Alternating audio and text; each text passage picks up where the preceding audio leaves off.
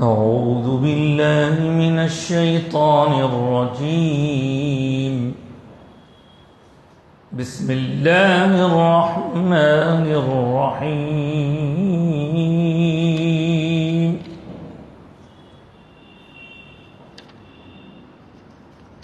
ولمن خاف مقام ربه جنتان فبأي آلاء ربكما تكذبان ذواتا أفنان فبأي آلاء ربكما تكذبان فيهما عينان تجريان فبأي آلاء ربكما تكذبان فيهما من كل فاكهة زوجان فبأي آلاء ربكما تكذبان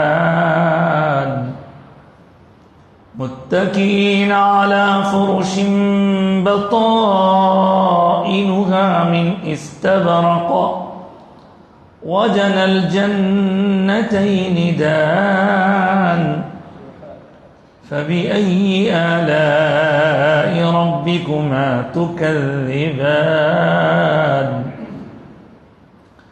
فيهن قاصرات الطرف لم يطمثهن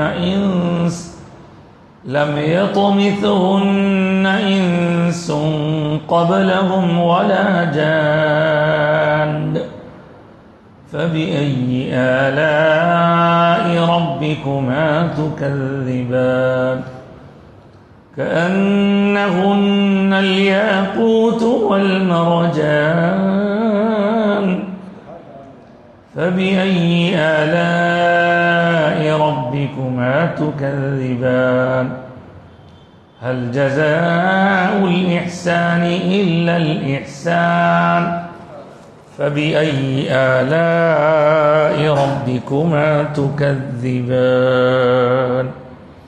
صدق الله العظيم وصدق رسوله النبي الأمين الكريم ونحن على ذلك لمن الشاهدين والشاكرين. معزز و مکرم حاضرین، قرآن مجید کے درس کی اس محفل میں جو سلسلہ وار آیات قرآنی پر مشتمل ہوا کرتا ہے، 27واں پارہ چل رہا ہے، اور 27ویں پارے میں جو مشہور ترین سورہ 55 نمبر والا سورۃ الرحمن، وہ سورۃ الرحمن کی آیتیں چل رہی ہیں، اور ان آیات کا تعلق سورۃ الرحمن کے تیسرے رکوع سے ہے. یعنی سورہ رحمان کل 3 رکوعوں پر مشتمل ہے، اور ان 3 رکوعوں میں جو پہلا رکوع ہے وہ تو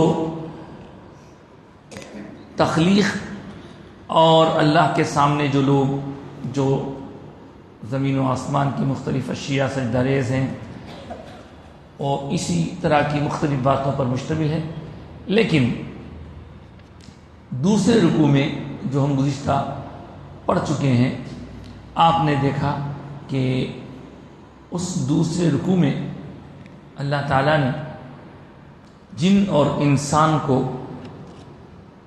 للکارا اور فرمایا کہ تم میں اگر استطاعت ہے تو تم اللہ کی قدرت سے باہر جا کر بتاؤ. تو یہ دوسرا رکوع جس میں ایسی آیتیں تھیں جن کو عذاب والی آیتیں کہا جا سکتا ہے، کہ اس دن کوئی بھی کسی سے اس کے جرم کے بارے میں پوچھا نہیں جائے گا، بلکہ ان کے چہروں ہی سے پہچان لیا جائے گا، اور پھر دوسرے اعضاء بھی ان کے گواہی دیتے رہیں گے کہ انہوں نے کیا کیا گناہ کیے ہیں. تو یہ دوسرا رکوع مکمل ہوا. آج جو آیتیں تلاوت کی گئی ہیں ان کا تعلق تیسرے رکوع سے ہے۔ اس سے پہلے کہ ہم آج تلاوت کردہ آیتوں کی طرف بڑھیں، ایک بار آپ اور ہم سب مل کر اپنے آقا و مولا سرکار دو جہاں، ہم غریبوں کے غمگسار آقا، رحمت کونین، شفیع المذنبین، حضور احمد مجتبیٰ محمد مصطفیٰ صلی اللہ علیہ وآلہ وسلم کی بارگاہ میں اقدس میں ایک بار دل کی گہرائیوں سے درود و سلام کا نذرانہ پیش کرتے ہیں۔ اللہم صلی علی سیدنا و مولانا محمد وعلی آل سیدنا و مولانا محمد وبارک وسلم۔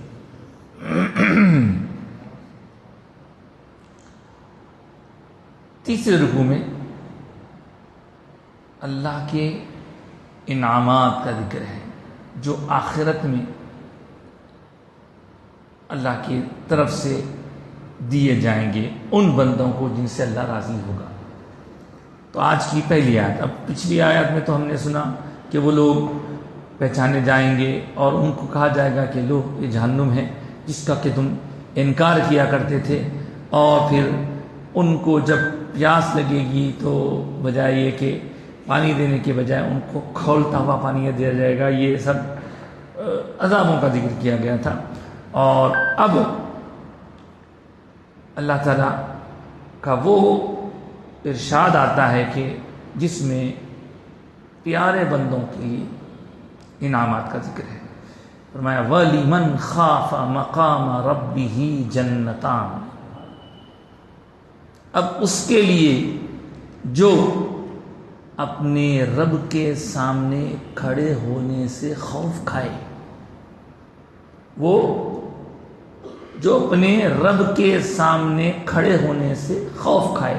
کیا مطلب اس کا؟ مطلب یہ کہ ہر آدمی زندگی گزارنے کے لیے یہاں بھیجا گیا ہے، اس کے بعد یہاں سے جب وہ مرے گا تو اللہ کے سامنے اس کو کھڑے رہنا ہے، تو اللہ کے سامنے جواب دینے کے لیے، اپنے اعمال کا حساب دینے کے لیے کھڑے ہونا ہے۔ اللہ پوچھے گا، تو اس دن سے جو خوف کھاتا ہے، اس وقت سے، اس کیفیت سے کہ جب اللہ کے سامنے کھڑا ہوں گا میں، کیسی میری حالت ہوں گی، پتہ نہیں میرے اعمال کامیاب ہوں گے، قبول ہوں گے یا نہیں، یا میرے منہ پر پھینک دیے جائیں گے، کیونکہ ہر عبادت کے لیے دو میں سے کوئی ایک آپشن ہے، یا تو قبول ہوگا یا منہ پہ پھینک دیے جائیں گے۔ پتہ نہیں کیا ہے، نمازیں، روزے، زکوٰۃ، ہماری تمام تر، تو بندے کو ہمیشہ اپنے عبادتوں کے پورے انجام دینے کے باوجود خوف کھاتے رہنا چاہیے۔ بڑے بڑے اولیاء اللہ بھی عبادت میں خوب کیے، لیکن عبادتوں پر انہوں نے ناز نہیں کیا، اس لیے کہ نجات کا دار و مدار عبادتوں پر نہیں ہے، اعمال پر نہیں ہے، بلکہ اعمال کی قبولیت پر ہے۔ ہم کہیں کہ میں نے اعمال کر لیے، اعمال کے کرنے پر آپ بھروسہ کر کے نہیں بیٹھ سکتے۔ اعمال ضرور ہے، کرنا ہے، اس سے ذری بھی لاپرواہی نہ کریں، لیکن ہمارا کام کر دینا ہے، رزلٹ ہمارے ہاتھ میں نہیں ہے۔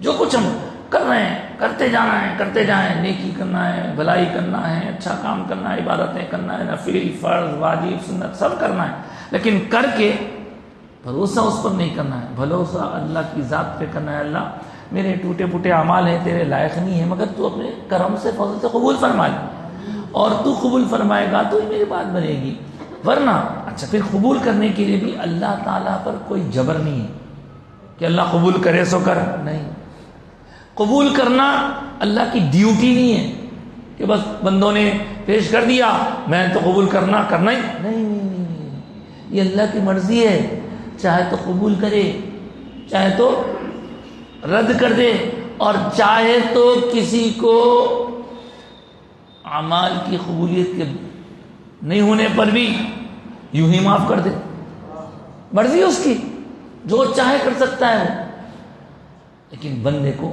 اللہ سے گمان اچھا رکھنا ہے کہ اللہ ہوں تو میں گناہ گار، لیکن تیری ذات سے، تیری رحمت سے امید ہے۔ تو یہ جو رحمت ہے، اس رحمت کی آس کو ایک اور مقام پہ فرمایا کہ بندو اللہ کی رحمت سے مایوس مت ہو، کام کیے جاؤ، رحمت الہی کی طرف آس لگائے رہو، لو لگائے رہو، کیونکہ فلا تیأسوا من روح اللہ انہ لا ییأس من روح اللہ الا القوم الکافرون۔ اللہ کی رحمت سے مایوس نہیں ہونا، اور مایوس وہی لوگ ہوتے ہیں جو کفر کرتے ہیں۔ تو ایک مومن کے لیے تو اللہ کی رحمت پر بھروسہ ہے، لیکن اعمال پر پابندی لازم ہے، اپنی طرف سے پوری ڈیوٹی۔ اب دیکھیے ایگزام ہے، ایگزام کے لیے آپ فلاں ہمارے ایگزامینر صاحب جان پہچان کے ہیں، نہیں، آپ کو اپنی پوری تیاری کرنی ہوگی، بہتر سے بہتر پریپریشن کے بعد اچھے سے اچھا ایگزام لکھنا ہے، لکھنے کے بعد نتیجے کے لیے اللہ پہ بھروسہ کرنا ہے۔ بندہ دنیا کے بھی بہت سارے کاموں میں یہ سمجھتا ہے کہ میں نے یہ کر دیا نہیں ہوا، یہ کر دیا نہیں ہوا، یہ کر دیا نہیں ہوا، نہیں، کرنا سب کچھ ہے۔ زمین میں کسان بھی دانا بوتا ہے، زمین نرم کرتا ہے، پانی سے سینچتا ہے، سب کچھ کرتا ہے، لیکن وہ محنت کرنے کے بعد بھروسہ اللہ ہی پر کرنا ہوتا ہے۔ اس کو دانا بونا ہمارا کام ہے، وہ دانے کو پھاڑنا ہمارا کام نہیں ہے، وہ پھاڑ کے اس کو مول کا بنانا، اس سے کھیت اگانا، یہ ہمارا کام نہیں ہے۔ کبھی کبھی اتنا سب ہونے کے بعد بھی کھیت نہیں اگتا۔ دوا کھانا ہمارا کام ہے، لیکن دوا کھانے کے بعد فائدہ ہوگا ہی ہوگا، یہ نہیں بول سکتے آپ۔ ہو بھی سکتا، نہیں بھی سکتا۔ تو اس لیے ہماری ساری کوشش ہو، کوشش کے بعد بھروسہ اللہ پہ۔ اس کا نام توکل ہے، توکل اس کا نام ہے۔ ایسا نہیں ہے کہ کچھ بھی نہیں کر کے خالی بیٹھے رہیں اور بولے کہ بھائی ہم اللہ پہ توکل کر کے بیٹھے، نہیں، کوشش کرنا ہے، باقی اللہ پہ بھروسہ کرنا ہے۔ اب جو آدمی بھی پروردگار کے سامنے کھڑے ہونے سے کانپتا ہے، خوف کھاتا ہے، اللہ تعالیٰ کو بندے کا وہ ڈر نہیں پسند آیا تھا۔ ارے اللہ دیکھو میرا بندہ کیسا ڈر رہا ہے، رو رہا ہے، آنسو نکل رہے ہیں، رقت تاری ہو گئی اس کے اوپر، رب کی محبت میں آنسو نکل گئے، قرآن پڑھتے پڑھتے آنسو نکل گئے۔ کچھ عجب نہیں کہ اللہ تعالیٰ کو سارے اعمال ایک طرف ہو جائیں اور یہ ایک آنسو ہی پسند آ جائے، کوئی بڑی بات نہیں اللہ کے لیے، کوشش کرنا ہے۔ اس لیے کہا جو کوئی اللہ کے سامنے کھڑے ہونے سے ڈرے اس کے لیے جنتان، 2 جنتیں فرمانے سے، ایک نہیں 2 جنتیں۔ اسی طرح کا تھوڑا سا مضمون 30ویں پارے میں بھی آیا ہے، فرمایا وَأَمَّا مَنْ خَافَ مَقَامَ رَبِّهِ وَنَهَى النَّفْسَ عَنِ الْهَوَىٰ۔ اب دیکھیں یہاں تفصیل ہے اس کی، اور جو کوئی اپنے رب کے سامنے کھڑے ہونے سے ڈرے، وَنَهَى اور روکے، نفس اپنے نفس کو روکے، عَنِ الْهَوَىٰ خواہشات سنگ سے روکے، جو روکے نفس کو روکے، اپنی خواہشات پر عمل کے بجائے خواہشات پر قابو رکھے اور اللہ کے سامنے کھڑے ہونے سے ڈرے، خوف کھائے، فَإِنَّ الْجَنَّةَ هِيَ الْمَأْوَىٰ، جنت اس کا ٹھکانہ بنے گی۔ تو یہاں پر بھی کہا وہ الگ انداز ہے 30ویں پارے میں، اور یہاں پر کہا 2 جنتیں ہوں گی، وَلِمَنْ خَافَ مَقَامَ رَبِّهِ جَنَّتَانِ، یہ ارشاد فرمایا۔ پھر فَبِأَيِّ آلَاءِ رَبِّكُمَا تُكَذِّبَانِ، پھر اپنے رب کی کون کون سی نعمتوں کو اے جن اور انس تم ڈینائی کرو گے، تم جھٹلاؤ گے، تم اللہ کی کون کون سی نعمتوں کو جھٹلاؤ گے۔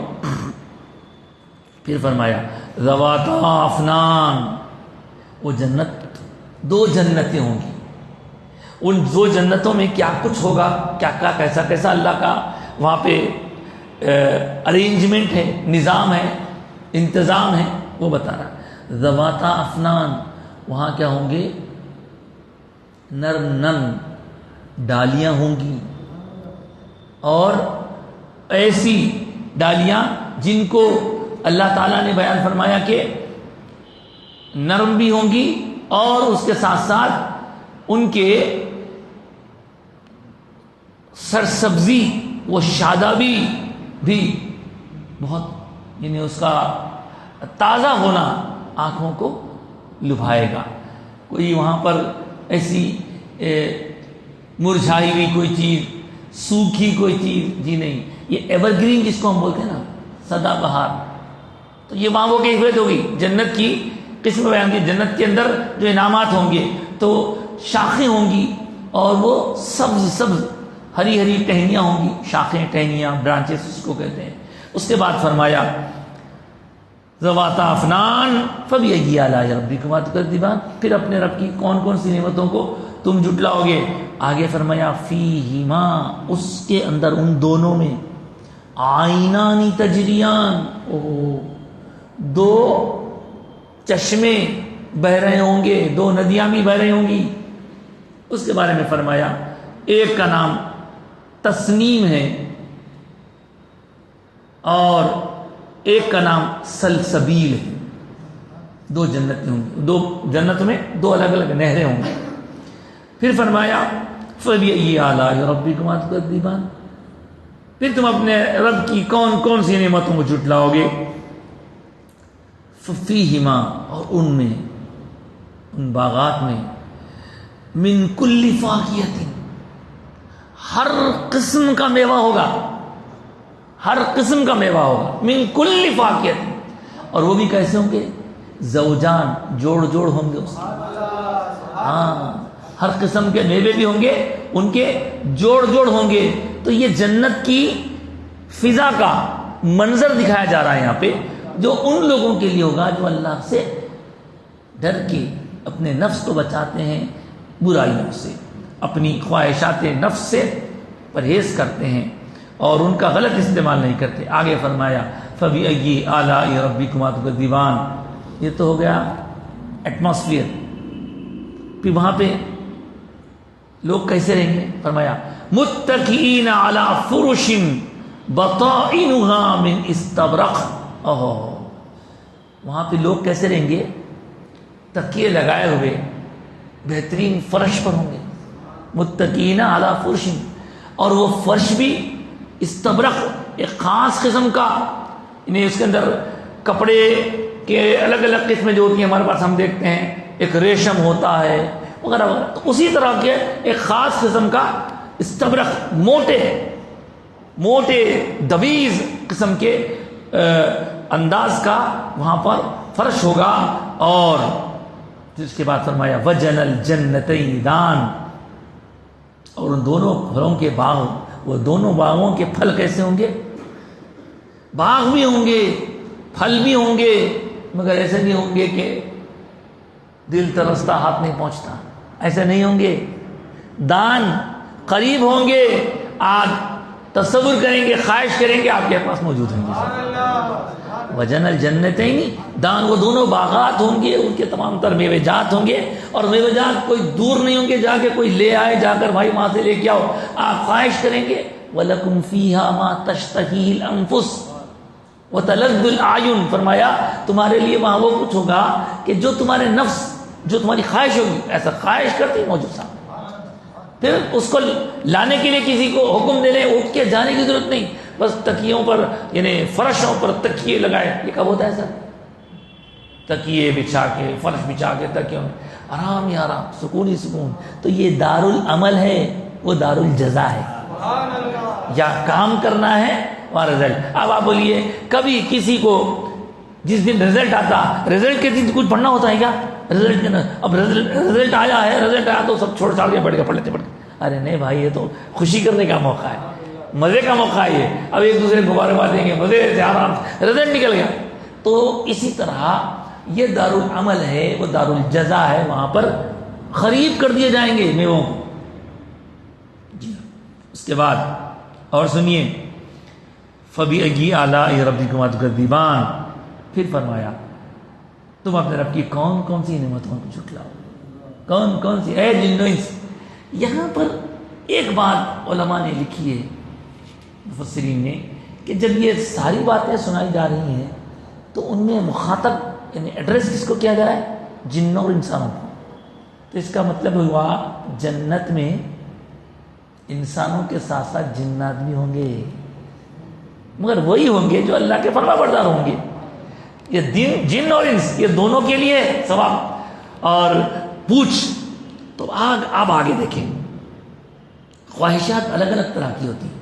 کسی کو کھانے کی خواہش رہتی ہے, کسی کو پہننے کی خواہش رہتی ہے, جی وہاں لباس بھی عجیب ہوگا غریب ہوگا, کھانے کی, کسی کو سونے کی رہتی ہے, کسی کو خالی آرام سے پڑے رہنے کی رہتی ہے, اور کسی کو اور قسم کی خواہش ہوتی ہے, اس کا بھی انتظام ہو رہا ہو. آپ دیکھیے انسان کے اندر خواہشات ہیں. فرشتوں میں یہ خواہشات نہیں ہے, فرشتوں میں یہ خواہشات نہیں ہیں. جو خواہشات اللہ نے جن و انس میں رکھے ہیں, ان کا امتحان لیا, امتحان کے بعد اب ان کو جو فائدہ پہنچے گا, فرمایا فَبِأَيِّ آلَاءِ رَبِّكُمَا تُكَذِّبَانِ فِيهِنَّ قَاصِرَاتُ الطَّرْفِ. اللہ اکبر. وہاں پر ان جنتوں میں ایسی بیگمات بھی ہوں گی, ایسی عورتیں بھی ہوں گی جن کو اللہ تعالیٰ یہاں تعریف کرتے ہوئے فرمایا نظریں نیچی کی ہوئی ہوں گی. تو نظریں نیچی کیے ہوئے ہونا یہ ان کے اعلیٰ ہونے کی دلیل ہوتی ہے. تو دنیا میں بھی یہ بات یاد رکھیے کہ جو شرم اور حیا والا ہوتا ہے وہ کبھی نقصان والا نہیں ہوتا. شرم اور حیا, اور انسان کے لیے مرد ہے عورت ہے ان دونوں میں بھی شرم ہوتی ہے, لیکن شرم اور حیا کا زیادہ حصہ اللہ نے عورتوں کو دے رکھا ہے. تو جو عورت جتنی زیادہ شرم و حیا والی ہوتی ہے اتنا ہی اسے پسند کیا جاتا ہے. اور خواتین میں بھی بہت شرم و حیا, شرمیلی ہے بچی, نظروں میں بھی شرم ہونا, گفتگو میں بھی شرم ہونا. تو آپ دیکھیے یہ جتنی باتیں شرم کی ہیں جنت والوں کو جو کچھ دی جانے والی ہیں, ان چیزوں کو ہمارا موجودہ دور میں ویسٹرن کلچر وہ شرم کو نکالنا چاہ رہا, وہ شرم کی کیفیت کو ہٹانا چاہ رہا, بے شرمی لانا چاہ رہا. آپ دیکھیے کچھ ایسے لوگ بھی ہوتے ہیں جن کو خراب منظر آپ دکھائیں تو ان کی نظریں نیچے آتی, یہ شرم ہے ان کی. اور کچھ ہیں بے باکی سے دیکھتے رہتے ہیں. خواتین میں بھی یہ کیفیت ہوا کرتی ہے. تو شرم اور حیا یہ بہت بہترین صفت ہے. اور حضور اقدس صلی اللہ علیہ وسلم نے اپنے ایک ارشاد میں فرمایا جس کے پاس شرم و حیا ہے اس کے پاس خیر ہی خیر ہے, اس سے کوئی شر نہیں ہوتا. اور جس طرح آج کے دور میں ہم دیکھ رہے ہیں کہ موجودہ دور ہم کو بے حیائی کی طرف لے جا رہا ہے, بے شرمی کی طرف لے جا رہا ہے, اللہ اس سے ہم کو ہماری نسلوں کو بچائے رکھے. وہاں ایسی عورتیں ہوں گی, یعنی ایسی بیویاں ہوں گی فی نقاصرات الطرف, جو اپنی نظروں کو نیچی کیے ہوئے ہوں گی. حیا کا ایک انداز ہے. آپ نے دیکھا شاعرہ ہیں اپنی اپنی شاعری میں بھی کرتے ہیں, لیکن بعض وقت بعض اشعار بڑے کام کے بھی ہو جاتے ہیں. ایک صاحب نے کہا کہ بھئی یہ جو ہماری نظریں ہیں ان نظروں کا الگ الگ زاویے میں اٹھنا, وہ بھی الگ الگ اینگل سے اٹھنا, وہ بھی اشارہ ہوتا ہے. کہتے ہیں شاعر صاحب نظر نیچی کی تو حیا بن گئی. نظروں کا نیچے ہونا حیا ہونا, نظر نیچی کی تو حیا بن گئی, نظر اونچی کی تو دعا بن گئی.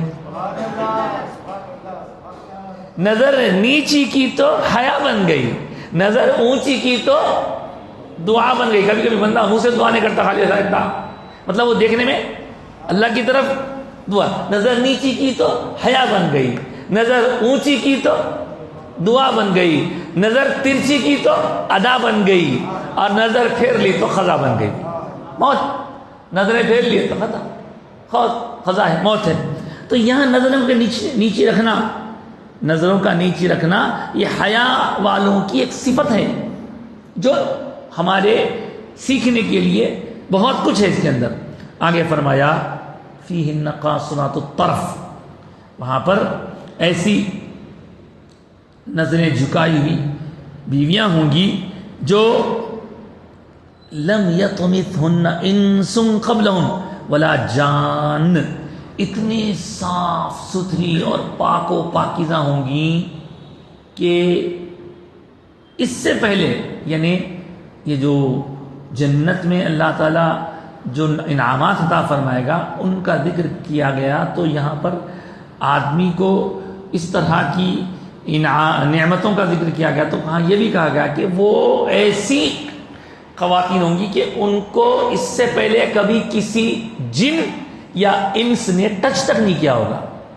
کوئی بھی چیز ٹچ کیے بغیر رہے، نہیں رہے، تو اس کو آدمی قدر کی نگاہوں سے دیکھتا ہے. جب اس کو کوئی استعمال کر لے یا کوئی ٹچ کر لے، مختلف اس کے استعمالات ہو جائیں، تو پھر وہ کیفیت اس کے اندر موجود نہیں رہتی جو نئے ہونے میں رہتی. اب ہمارے فون کو لائے، فون لانے کے بعد پہلے دیکھتا ہوں نہیں بھائی لاک ہے نہیں ہے. اگر فون استعمال کرا ہوا ہے بھائی، یہ تو استعمال کرا ہوا ہے، تو یہ ایک انسان کی فطرت ہوتی ہے کہ نئی چیز بغیر اس کو استعمال کیے ہوئے میرے پاس ہی آئے. تو یہاں پر بھی یہ بھی ایک صفت بیان کی گئی کہ وہ ایسی خواتین ہوں گی، ایسی ہوں گی کہ ان کو اس سے پہلے کوئی نہ تو کسی جن نے اور نہ کسی انسان.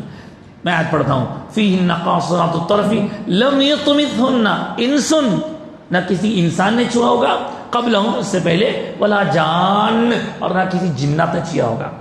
آگے فرمایا فبأي آلاء ربكما تكذبان. ایک بات کہی جا رہی ہے، پھر اللہ تعالیٰ اپنا احسان جتا رہا ہے. اب بتاؤ تم کون کون سی نعمتوں کو جھٹلاؤ گے اپنے رب کی، اے جن و انس.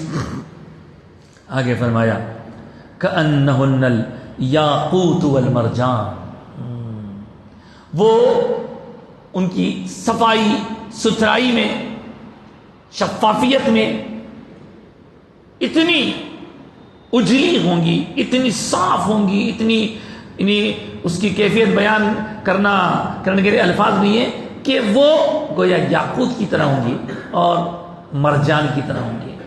یاقوت مرجان کیا ہے؟ یاقوت ایک ایسا پتھر ہوتا ہے جس کے اندر سے آپ دھاگا پروئے تو وہ اتنا ٹرانسپیرنٹ رہتا ہے کہ اس کے اندر سے نظر آتا. تو بعض روایتوں میں آیا کہ اتنی زیادہ وہاں پر دیکھیے، بعض چیزیں جو یہاں پر بری سمجھی جاتی ہیں وہاں پر انعام کے طور پر دی جائیں گی. یہاں پردہ ہے، وہاں پردے کا ذکر نہیں ہے، تو وہاں پر صاف شفاف اتنی حسین جمیل خوبصورت دل کو موہ لینے والی چیزیں ہوں گی. اور انہی میں ہم دیکھتے ہیں سورہ انسان، سورہ دہر جس کو بولتے ہیں، وہاں پہ غذاؤں کا بھی ذکر ہے. وہاں پاک و پاکیزہ شراب بھی ہوگی، پینے کے لیے بھی ایسی چیزیں ہوں گی جن کو شرابن طہورا کہتے ہیں، پاکیزہ شراب. اور جو یہاں پر ہم یہاں پر منع کر دیے گئے ہیں سونے چاندی کے برتن سے، ہم منع کر دیے گئے ہیں. آپ کو معلوم ہے یہاں دنیا میں ہم سونے کا برتن استعمال نہیں کر سکتے، چاندی کے برتن استعمال نہیں کر سکتے، ریشم نہیں پہن سکتے، مرد آدمی سونا نہیں پہن سکتا، صرف خواتین سونا پہن سکتی ہیں، ریشم پہن سکتی ہیں. لیکن جو برتن ہیں وہ ہم یہاں استعمال نہیں کر سکتے، وہاں استعمال کریں گے.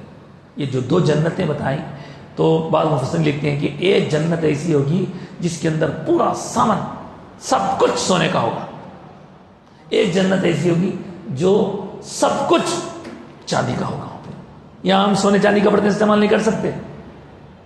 تو اس طرح آپ دیکھیں کہ وہاں کی جو نعمتیں بتائی گئی ہیں، وہاں کے جو انعامات بتائے گئے ہیں، ان سب کا ذکر اس لیے کیا جا رہا ہے تاکہ نہ ماننے والوں، گناہ گاروں یا اللہ کے نافرمانوں کو جو سزائیں دی گئیں وہ سزائیں ان کے لیے ہیں، اور جو اچھے ہوں گے ان کے لیے یہ انعامات ہوں گے. اس کے بعد کیا فرمایا اللہ تعالیٰ؟ آخری آج جو میں نے تلاوت کی فرمایا هل جزاء الاحسان الا الاحسان، هل جزاء الاحسان الا الاحسان. فرمایا کہ کیا احسان کا بدلہ، نیکی کا بدلہ، کیا نیکی کے سوا بھی کچھ اور ہوتا ہے؟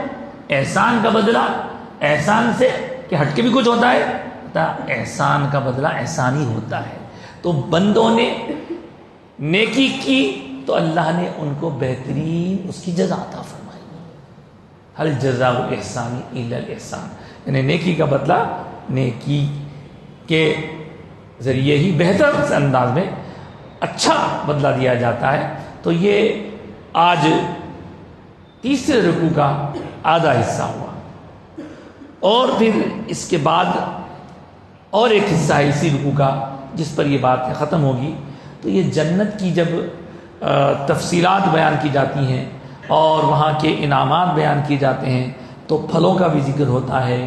اس کے ساتھ ساتھ آپ نے دیکھا کہ وہاں بیٹھنے والوں کا کس طرح آرام سے بیٹھیں گے، کس طرح سکون سے وہ لوگ آرام کریں گے، اس کا ذکر ہوا.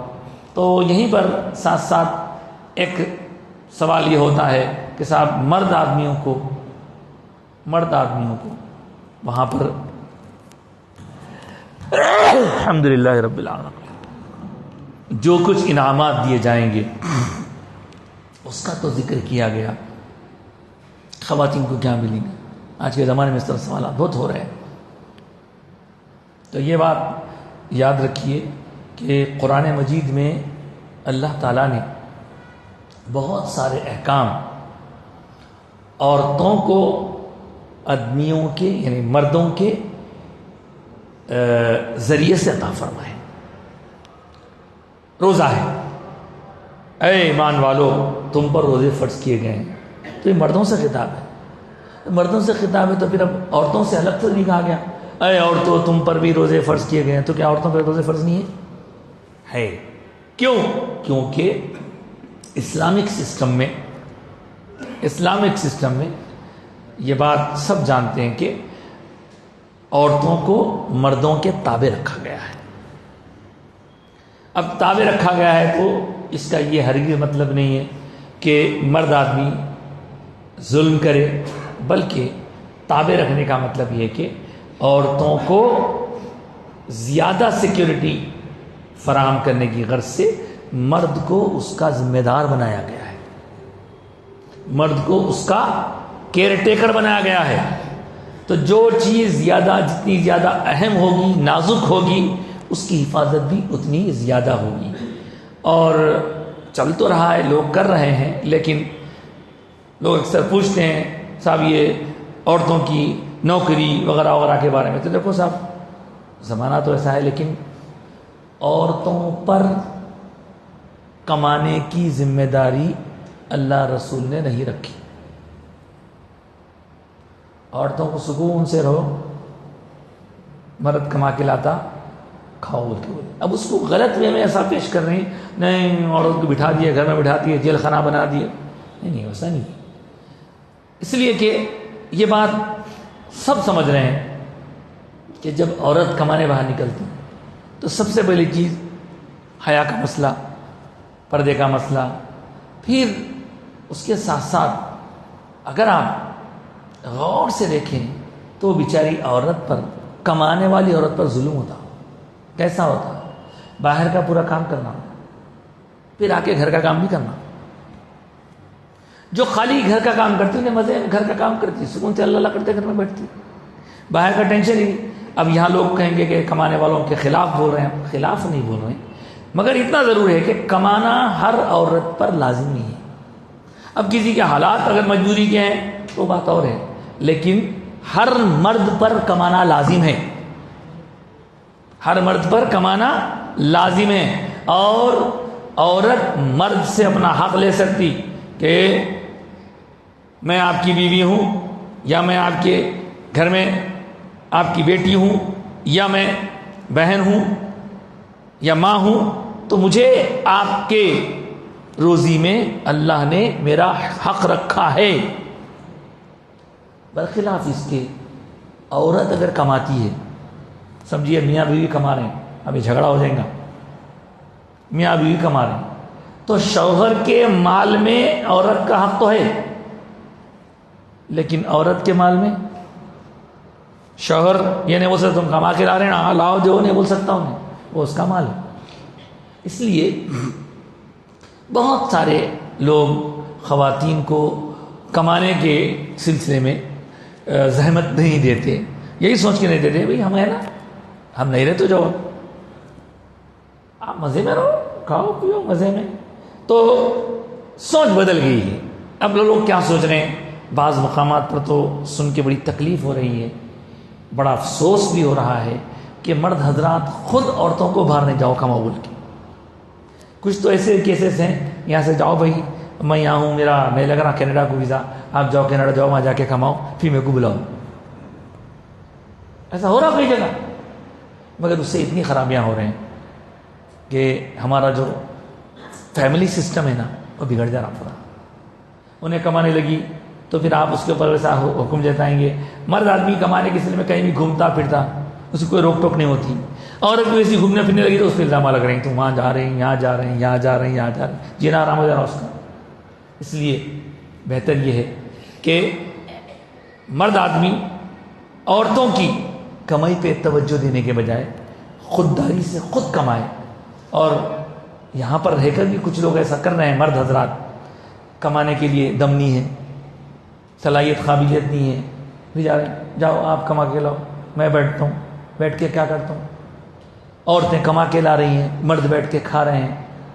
بعض جگہ مجبوریاں یہ بات الگ ہے، ورنہ یہ بہت بری بات ہے کہ مرد اچھا کٹا بھلا چنگا ہونے کے باوجود وہ جا کر کے جو ہے خود کمانے کے بجائے عورتوں کو بھیج رہا ہے.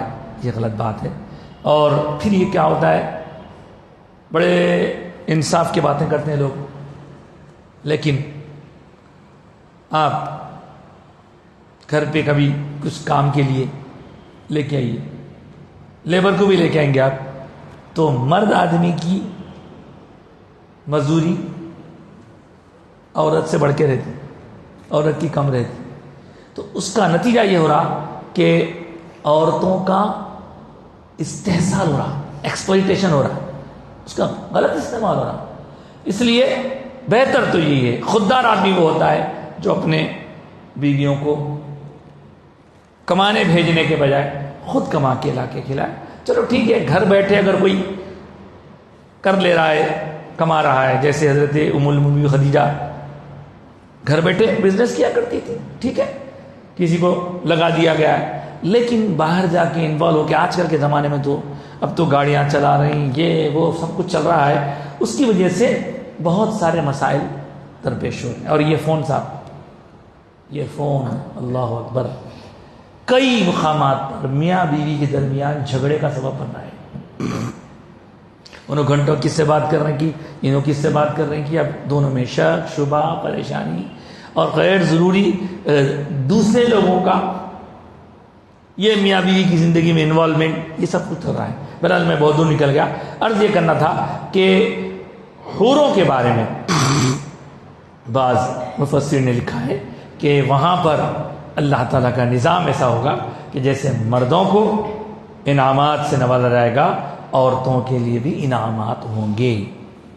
ایسا نہیں ہے کہ اللہ تعالیٰ عورتوں کو یوں ہی بغیر انعام کے چھوڑ دے گا. البتہ یہاں یہ ساری باتیں میں نے جو اب تک کی، ان باتوں کے اندر ایک امپورٹنٹ بات یاد رکھنے کی ہے کہ اگر جسمانی ساخت کے اعتبار سے عورت کو کمزور، مرد کو مضبوط رکھا گیا ہے، تو اس کا ہر جگہ آپ یہی خیال کریں گے کہ بھائی انہوں کمتر ہے کمتر ہے.